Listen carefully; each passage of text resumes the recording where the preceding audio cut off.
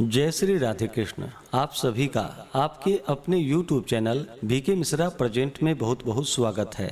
आइए आज आप सब सुनेंगे श्रावण मास महात्म्य कथा में 13वें अध्याय की कथा। अब तक आपने पिछले अध्यायों का कथा श्रवण नहीं किया हो तो चैनल पे वीडियो अपलोड है या चैनल पे श्रावण मास महात्म्य के नाम से प्लेलिस्ट बनाया गया है। आप वहां से पिछले अध्यायों का कथा श्रवण कर सकते हैं।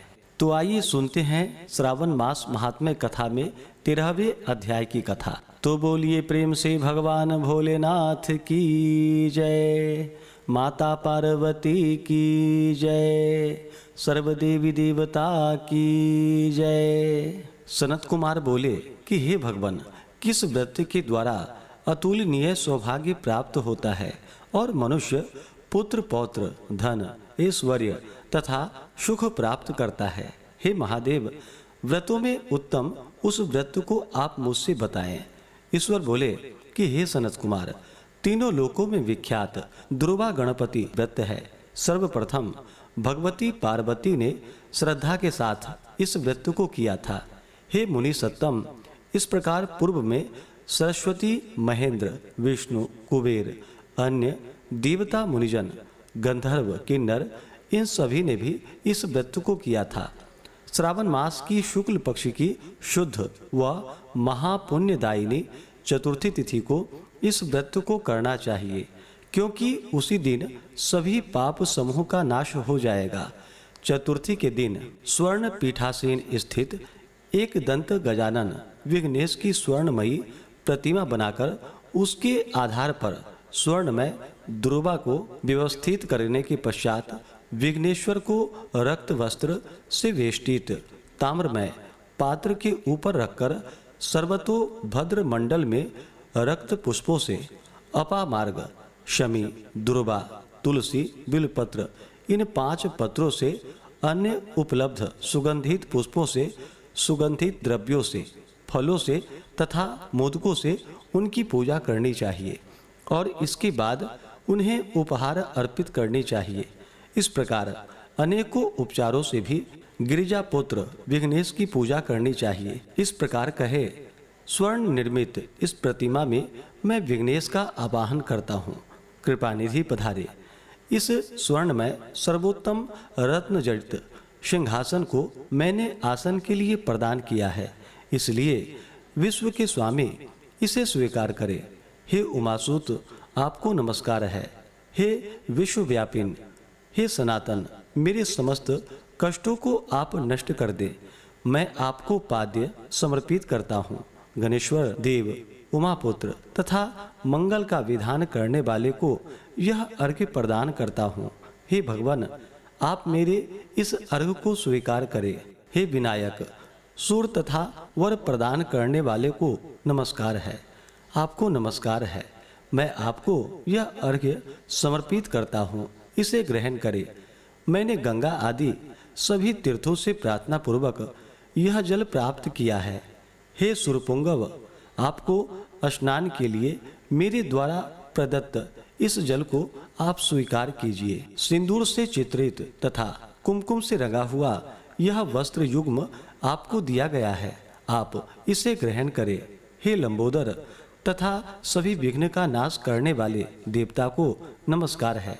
उमा के शरीर के मल से आविर्भूत हे गणेश जी, आप इस चंदन को स्वीकार करें। हे सुरश्रेष्ठ, मैंने भक्ति के साथ आपको रक्त चंदन से मिश्रित अक्षत अर्पण किया है। हे सुरसत्तम, आप इसे स्वीकार करें। मैं चंपा के पुष्पों, केतकी के पत्रों तथा जपा कुसुम के पुष्पों से गौरी पुत्र की पूजा करता हूँ। आप मेरे ऊपर प्रसन्न हो।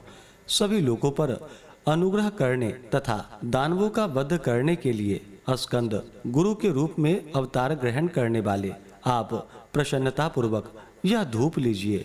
परम ज्योति प्रकाशित करने वाले तथा सभी सिद्धियों को देने वाले आप महादेव पुत्र को मैं दीप अर्पण करता हूँ, आपको नमस्कार है।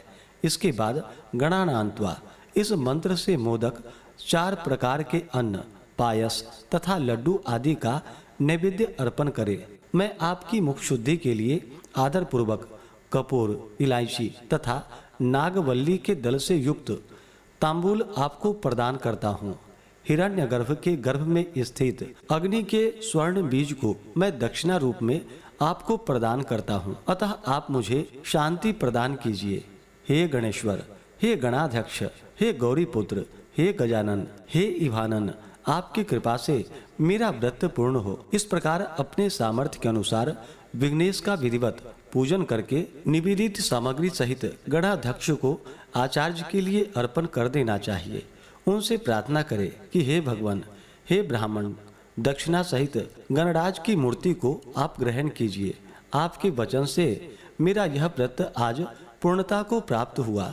जो मनुष्य 5 वर्ष तक इस प्रकार व्रत करके उद्यापन करता है वह मनोवांछित मनोरथों को प्राप्त करता है और देहांत के बाद शिवलोक को जाता है, अथवा 3 वर्ष तक जो इस प्रकार करता है वह सभी सिद्धियों को प्राप्त करता है। जो व्यक्ति उद्यापन के बिना ही इस उत्तम व्रत को करता है, विधि के अनुसार भी उसका जो कुछ किया होता है वह सब निष्फल हो जाता है। अब उद्यापन की विधि बताई जाती है। उद्यापन के दिन प्रातःकाल तिलों से स्नान करे।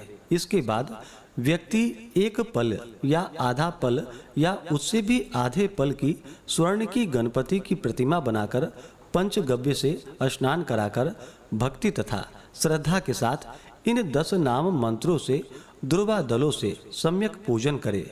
हे गणाधीश, हे उमापुत्र, हे अघनाशक, हे विनायक, हे ईशपुत्र, हे सर्वसिद्धि प्रदायक, हे एकदंत, हे इववक्त्र, हे मूषक वाहन, आपको नमस्कार है। आप कुमार गुरु को नमस्कार है। इन नाम पदों से पृथक पृथक पूजन करे।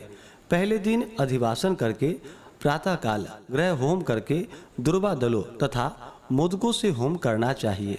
उसके बाद पूर्णाहुति देकर आचार्य आदि का विधिवत पूजन करना चाहिए और घट तुल्य थनों वाली गाय का दान अपनी सामर्थ्य के अनुसार करना चाहिए। हे वत्स, इस प्रकार व्रत करने पर मनुष्य सभी मनोरथों को प्राप्त कर लेता है। हे सनत कुमार, अपने प्रिय पुत्र गणेश के व्रत करने से संतुष्ट होकर मैं उस मनुष्य को पृथ्वी पर सभी सुख प्रदान करके अंत में उसे सद्गति देता हूँ। जैसे दुर्वा अपनी शाखा प्रशाखाओं के द्वारा वृद्धि को प्राप्त होती है, उसी प्रकार उस मनुष्य की पुत्र पौत्र आदि संतति निरंतर बढ़ती रहती है। हे सनत कुमार, मैंने दुर्वा गणपति का यह व्रत अत्यंत गोपनीय व्रत कहा है। सुख चाहने वाले को इस सर्वोत्तम व्रत को अवश्य ही करनी चाहिए। इस प्रकार श्री स्कंद पुराण के अंतर्गत ईश्वर सनत कुमार संवाद में श्रावण मास महात्म्य में दुर्वा गणपति व्रत कथन नामक 13वां अध्याय पूर्ण हुआ। तो बोलिए प्रेम से भगवान गणेश की जय, भगवान भोलेनाथ की जय, माता पार्वती की जय, सर्वदेवी देवता की जय। इसी प्रकार से अगर आप सब आगे के अध्यायों को सुनना चाहते हो, चैनल पे अगर आप पहली बार आए हैं तो चैनल को लाल बटन दबा करके सब्सक्राइब करें, साथ में बेल आइकन घंटी को दबाएं ताकि आने वाली वीडियो का नोटिफिकेशन आपको समय से मिलता रहे। वीडियो को लाइक करें, शेयर करें, सुखी रहें और स्वस्थ रहें। जय श्री राधे कृष्ण। धन्यवाद।